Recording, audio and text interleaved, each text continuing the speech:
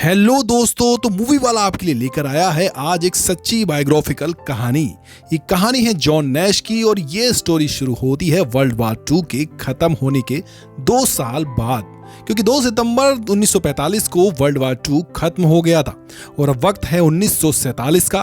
और इस वक्त ये दिखाया जाता है कि जॉन नैश, जो कि एक स्कॉलर है, उसका प्रिंसटन यूनिवर्सिटी में एडमिशन हो गया है। कॉलेज के पहले दिन उसकी मुलाकात एक ग्रुप से होती है जो सब के सब मैथ्स और साइंस के स्टूडेंट्स हैं। यहाँ पर उसकी मुलाकात मार्टिन हेंसन से भी होती है, जो कि नैश की तरह ही एक स्कॉलर है। नैश उसे बोलता है कि मैंने तुम्हारे दोनों प्रीप्रिंट्स पढ़े हैं, जो कि एक तो तुमने नाजी साइप्रस पर लिखा है और दूसरा नॉन लीनियर इक्वेशन के ऊपर, और मुझे यकीन है कि इन दोनों में से ही कोई भी इनोवेटिव आइडिया नहीं है। दरअसल जॉन जो था, उसके मन में जो होता था वो बोल देता था और कभी भी वो दिल से नहीं सोचता था, वो हमेशा दिमाग से सोचता था। वो सुप्रीमली इंटेलिजेंट होता है और इसके साथ साथ उसका जो नेचर था वो भी काफी शाई होता है। उसकी अपनी एक अलग दुनिया थी जिस दुनिया में वो अकेला रहता है। अब नेजी अपने रूम में जाता है। जब उस रूम में आता है तो वहां पर एक और स्टूडेंट आता है जो कि एक लिटरेचर का स्टूडेंट था। उसका नाम होता है चार्ल्स हरमन। हरमन का नेचर जॉन नैश से बिल्कुल अपोजिट होता है। हालांकि शुरू में तो जॉन नैश उससे अच्छे से बात नहीं करता, लेकिन बाद में दोनों बात करते हैं और जॉन नैश चार्ल्स को बताता है कि सब अपनी थीसिस जमा कर चुके हैं, लेकिन मैंने अभी तक नहीं की क्योंकि मैं किसी ओरिजिनल आइडिया पर काम करना चाहता हूं। इसके साथ साथ जॉन नैश कभी भी क्लास में नहीं जाता है। उसका कहना है कि क्लास में टाइम वेस्ट होता है, हम वही चीज पढ़ते हैं जो पहले से लिखी जा चुकी है। लेकिन जॉन नैश कुछ ऐसा करना चाहता था जो पहले दुनिया में कभी ना हुआ था। उसके सभी साथी उसको साइको समझते हैं। वो बहुत ब्लंट और अपने काम में बहुत इन्वॉल्व होता है। उसे नहीं पता चलता कि उसके आसपास क्या हो रहा है। वो सिर्फ वही करता है जो उसे अपनी लाइफ में करना होता है। अब एक बार जॉन नैश अपने आइडिया के बारे में सोच रहा होता है, तभी मार्टिन हेंसन उसे अपने पास बुलाता है अपने साथ गेम खेलने के लिए। और गेम के दौरान वो उससे बोलता है कि अगर तुम अपने ओरिजिनल आइडिया को कभी ढूंढ ही ना पाए तो क्या होगा। वो ऐसा इसलिए बोलता है क्योंकि जॉन बहुत ब्लंट होता है और कभी भी किसी के काम को वो अप्रिशिएट नहीं करता, क्योंकि किसी का भी आइडिया उसे ओरिजिनल लगता ही नहीं। और अब जब जॉन नैश को मार्टिन ये बात बताता है तो वो इससे परेशान हो जाता है और 2 दिन तक लगातार लाइब्रेरी में बैठकर सोचता रहता है। उसका रूममेट बोलता है कि पिछले 2 दिन से तो तुम यहीं पर बैठे हो। जॉन नैश कहता है कि सब अपनी थीसिस जमा कर चुके हैं और मैं अभी तक यही नहीं सोच पाया कि मुझे कौन से टॉपिक पर डॉक्टरेट करनी है। उसका रूममेट मजाक में बोलता है कि तुमने विंडो पर आर्ट करना बहुत अच्छे से सीख लिया है। दरअसल वो अपनी आइडिया जो उसके मन में आता है वो उसे विंडो के गिलास पर नोट डाउन कर लेता है। जॉन कहता है कि मेरे दिमाग में इस समय 3 आइडिया हैं जिसमें से शायद मैं थीसिस लिख सकता हूं। एक जिसमें लोग रग्बी यानी टच फुटबॉल खेल रहे होते हैं, दूसरा जिसमें बहुत सारे कबूतर दाने के लिए लड़ रहे होते हैं, और तीसरा जिसमें एक लेडी एक आदमी को चेस कर रही होती है क्योंकि उसने उसका पर्स चोरी कर लिया है। दरअसल वो इन सब के बिहेवियर के ऊपर रिसर्च करना चाहता था, जो सच में एक ओरिजिनल आइडिया होता है। लेकिन अभी फिलहाल जॉन इससे कन्विंस नहीं होता। चार्ल्स कहता है कि तुमने आखिरी बार खाना कब खाया था। इस बात का जवाब जॉन नहीं देता और अब चार्ल्स जॉन को अपने साथ बार में ले जाता है जहां पर इनके और भी क्लासमेट होते हैं। और यहाँ पर एक लड़की आती है जो जॉन नैश को देख रही होती है। जॉन नैश के दोस्त उसको बोलते हैं कि जाओ जॉन, वो तुम्हें देख रही है। जॉन नैश उस लड़की के पास जाता है। वो लड़की जॉन नैश से बोलती है कि शायद तुम मेरे लिए ड्रिंक खरीदना चाहो। जॉन नैश बोलता है कि शायद मैं तुम्हारे साथ सेक्सुअल इंटरकोर्स करना चाहता हूं। दरअसल जॉन जो था उसको घुमा फिरा के बात नहीं करना आता था। वो डायरेक्ट मुद्दे की बात करता है जो उसके मन में होती है। वो ब्लंट होता है, स्ट्रेट होता है, वो बातों को घुमाता नहीं, वो दिल से नहीं सोचता। और इसी बात से वो लड़की गुस्सा होकर उसे थप्पड़ मारकर यहां से निकल जाती है। अब अगले दिन जॉन नैश के लेक्चरर उससे बोलते हैं कि तुम्हें अपनी थीसिस जमा करवानी चाहिए, क्योंकि सब ने अपनी थीसिस जमा करवा दी है। लेकिन अभी तक जॉन नैश को कोई भी ओरिजिनल आइडिया नहीं मिला था। अब उसी रात को जब वो अपने दोस्तों के साथ बार में बैठा होता है तो वहां पर लड़कियों का एक ग्रुप आता है जिसमें से एक बहुत ही सुंदर लड़की होती है और सब के सब उसकी ओर अट्रैक्ट हो जाते हैं। सब उसे अप्रोच करना चाहते हैं। हेंसन बोलता है कि तुम्हें एडम स्मिथ की एक बात याद होगी। दरअसल उनकी एक थ्योरी थी जिसमें बताया जाता है कि एवरी मैन फॉर हिमसेल्फ, यानी कि सब अपने अपने लिए काम करेंगे। हेंसन बोलता है कि सब उसको अप्रोच करेंगे और जो इस गेम से बाहर निकल जाएगा वो बाद में उसके दोस्तों को अप्रोच कर सकता है। और जब वो बात बोलता है तो जॉन के चेहरे पर स्माइल आ जाती है क्योंकि उसे अपना ओरिजिनल आइडिया मिल गया होता है। जॉन कहते हैं कि एडम स्मिथ को रिवीजन करने की जरूरत थी। अगर हम सब उस लड़की के लिए जाते हैं तो हम एक दूसरे का रास्ता रोकेंगे और इसमें ऐसा भी हो सकता है कि हम में से कोई भी उसे ना पा पाए और इसके बाद जब हम उसकी दोस्तों का अप्रोच करेंगे तो वो भी तो हमें रिजेक्ट कर देंगी क्योंकि जिंदगी में कोई भी सेकंड ऑप्शन नहीं बनना चाहता। क्या हो कि हम अगर उस सुंदर लड़की की तरफ ना जाएं, एक दूसरे का रास्ता ना रोकें और उसके साथ जो लड़कियां हैं हम इनडायरेक्टली उनकी भी इंसल्ट ना करें। अगर हम ऐसा करते हैं तो हम सब के जीतने के चांसेस बहुत ज्यादा हैं। नैश उन सबको ये बताता है कि एडम स्मिथ ने यह कहा था कि ग्रुप में जब सब अपने लिए काम करते हैं तो रिजल्ट बहुत अच्छे होते हैं, लेकिन इससे भी बेहतर रिजल्ट जब हो सकते हैं जब हम वही करें जो कि सबके लिए बेहतर हो और हमारे लिए भी बेहतर हो।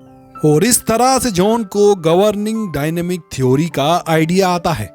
अगले दिन जब वो अपने आइडिया को अपने फैकल्टी के पास ले जाता है तो वो इससे बहुत खुश होते हैं क्योंकि ये बिल्कुल ओरिजिनल आइडिया था और साथ ही साथ ये एडम स्मिथ की 150 साल पुरानी थ्योरी को भी नकार रहा था। उसके प्रोफेसर उसे बोलते हैं कि इस ब्रेक थ्रू के लिए तुम्हें कहीं भी एडमिशन मिल सकता है और तुम जाओगे व्हीलर लैब्स, लेकिन वहां पर तुम्हें 2 और अपने साथी साथ लेकर जाने होंगे जो कि एक टीम की तरह तुम्हारे साथ काम करेंगे। और ये नैश की जिंदगी का बहुत बड़ा दिन होता है। उसके इस अचीवमेंट से उसका जो दोस्त होता है चार्ल्स हरमन, वो बहुत खुश होता है, लेकिन चार्ल्स कभी भी उसके दोस्तों के सामने नहीं आता, वो हमेशा उससे अकेले में ही मिलता है। अब 5 साल बीत जाते हैं और 5 साल बाद उसे पेंटागन में बुलाया जाता है। ये समय था 1953 का। दरअसल यहाँ पर उसे एक इनक्रिप्टेड कोड को डिकोड करने के लिए बुलाया गया था जिसे जॉन नैश ने अपने दिमाग में ही सॉल्व कर लिया था। और वहां पर जितने भी लोग होते हैं वो सब के सब हैरान हो जाते हैं क्योंकि इनक्रिप्टेड कोड्स को मैसेजेस को ठीक करना होता है जो इतना आसान नहीं होता। इनक्रिप्टेड मैसेज उसे कहते हैं जब हम किसी और फॉर्म में किसी दूसरे इंसान या किसी कंपनी को कोई मैसेज भेजते हैं और ये मैसेज बहुत खुफिया होते हैं। ऐसे जॉन नैश इससे पहले भी 2 बार इनके लिए काम कर चुका था। यहीं पर जॉन नैश को एक आदमी भी दिखाई देता है जो उस पर नजर रखता है। जॉन को समझ नहीं आता कि ये आदमी कौन है। अब यहाँ पर जॉन MIT के स्टूडेंट्स को भी पढ़ाता है।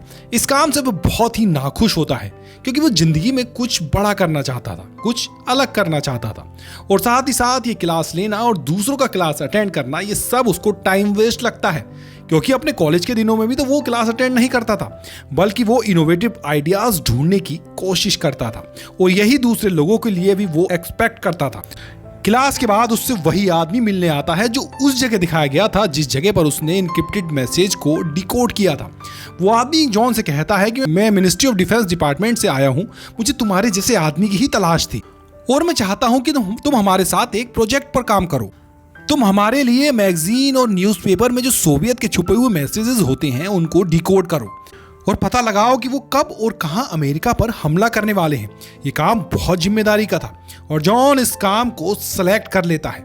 वो दिन रात इसी काम में लग जाता है। वो मैगजीन से और न्यूज़पेपर से सोवियत के जो छुपे हुए मैसेजेस होते हैं उनको ढूंढने की कोशिश करता है और जब भी उसे कोई मैसेज मिलता है तो उसे मैसेजेस को एक एनवलप के अंदर बंद करके एक बंगलों के बाहर जो बॉक्स होता है उसमें डालना होता है।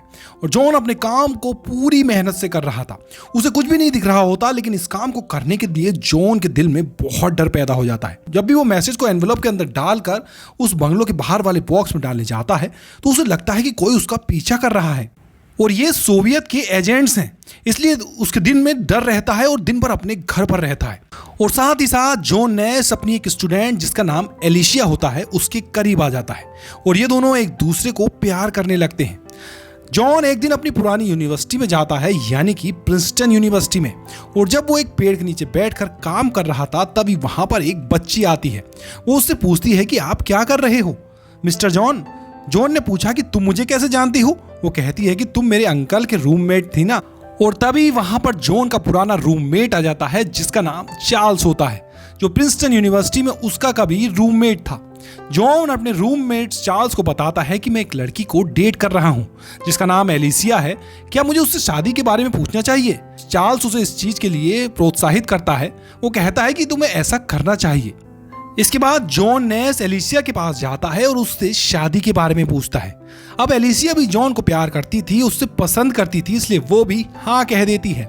इसके बाद जॉन नैश की एलिसिया से शादी हो जाती है। धीरे धीरे वक्त बीतता है और अब समय आ गया था 1954 का। आज भी जॉन नैश अपना पुराना काम करता है और एक दिन जब वो लेटर को लेटर बॉक्स में डालकर बाहर आता है, तभी विलियम बार्जर वहां अपनी गाड़ी से आ जाता है। कुछ लोग इनका पीछा कर रहे होते हैं जो इनके ऊपर गोलियां भी चलाते हैं, लेकिन किसी तरह से ये लोग बच जाते हैं। अगले दिन जॉन नैश विलियम बार्जर से मिलता है और वो कहता है कि मैं इस काम को छोड़ना चाहता हूं क्योंकि मेरी पत्नी प्रेग्नेंट है। मैंने तो तुम्हें पहले से ही समझाया था और अब तुम इस काम को नहीं छोड़ सकते क्योंकि रशियन को पता है कि तुम हमारे लिए काम करते हो और अगर तुमने काम करना छोड़ा तो मैं तुम्हारे लिए काम करना छोड़ दूंगा, यानी कि तुम्हारी मैं सिक्योरिटी करना छोड़ दूंगा। अब जॉन के दिल और दिमाग में बहुत ज्यादा डर बैठ जाता है और उसके डर का असर उसके स्टूडेंट्स भी देख सकते थे और साथ ही साथ उसकी पत्नी एलिसिया को भी ऐसा लगता है कि कुछ ना कुछ उसकी लाइफ में चल रहा है। इसके बारे में वो कुछ बताना नहीं चाहता। अब एक दिन जॉन नैश को हार्वर्ड यूनिवर्सिटी में गेस्ट लेक्चर के लिए बुलाया जाता है और जब वो वहां पर लेक्चर देने के लिए जाता है तो वहां पर उसको पुराना रूममेट भी मिलता है जिसका नाम चार्ल्स हरमन होता है। उसके साथ उसकी भांजी भी होती है। वो उन दोनों को देखकर जॉन नैश बहुत खुश होता है और इसके बाद वो लेक्चर देने जाता है। वो जब लेक्चर दे रहा होता है तभी वहां पर उसे कुछ आदमी दिखाई देते हैं। उसे लगता है कि ये लोग सोवियत के आदमी हैं। जॉन नैश वहां से भाग जाता है लेकिन ये लोग उसे पकड़ लेते हैं और वो लोग उसे अपने साथ ले जाते हैं। जब जॉन नैश को होश आता है तो वो देखता है उसके हाथों में हथकड़ियां हैं और ये लोग सोवियत के आदमी नहीं होते। दरअसल ये एक डॉक्टर है जो कि साइकेट्रिस्ट है। दरअसल इन लोगों को लगता है कि जॉन नैश को कोई दिमागी प्रॉब्लम है।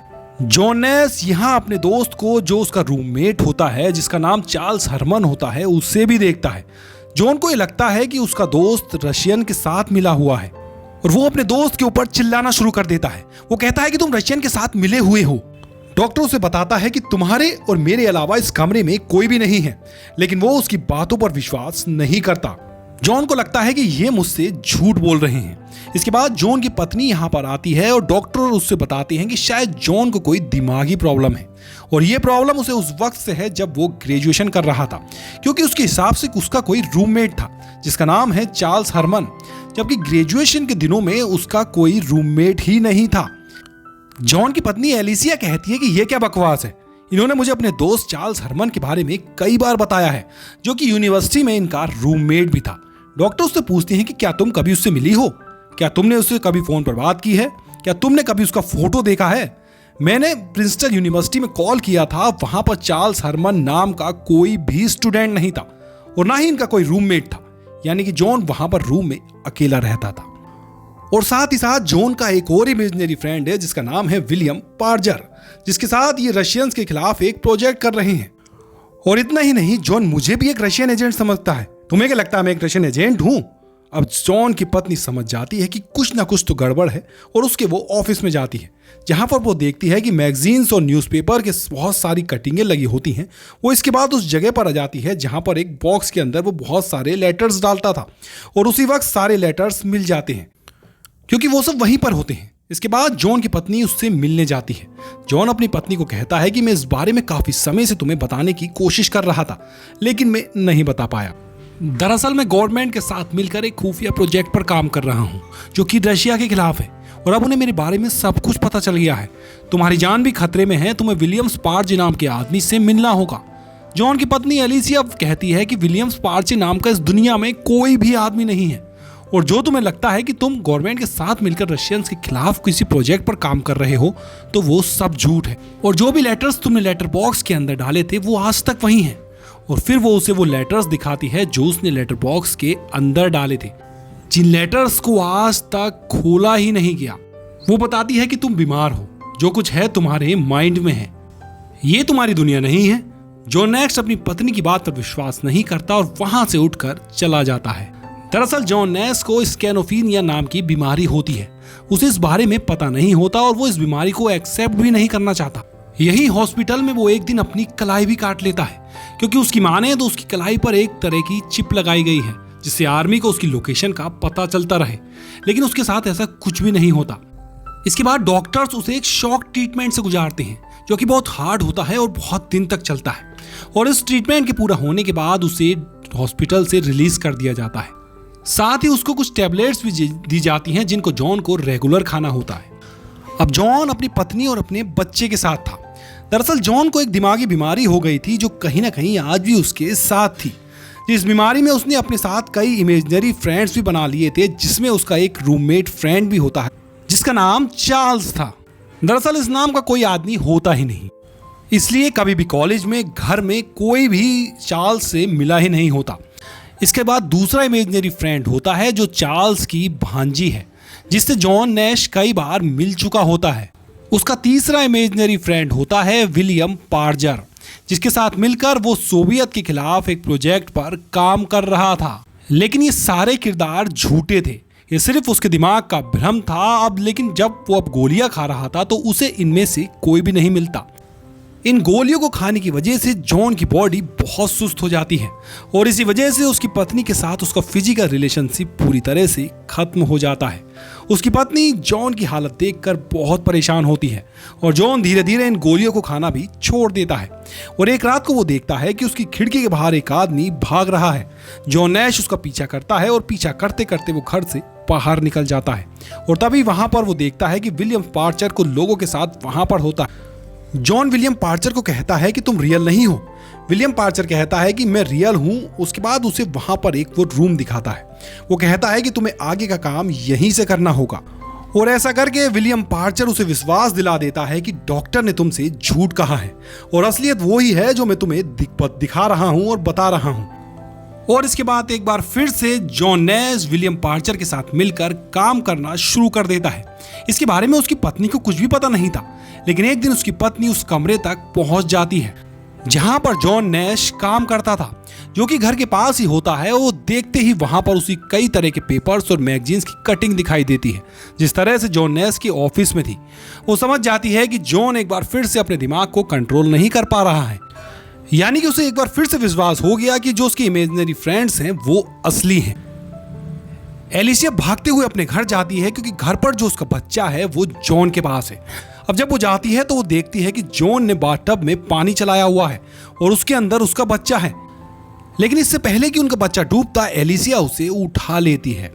तभी वहां पर जॉन नैश आ जाता है। वो कहता है कि यहाँ पर चार्ल्स हरमन था जो हमारे बच्चे का ध्यान रख रहा था।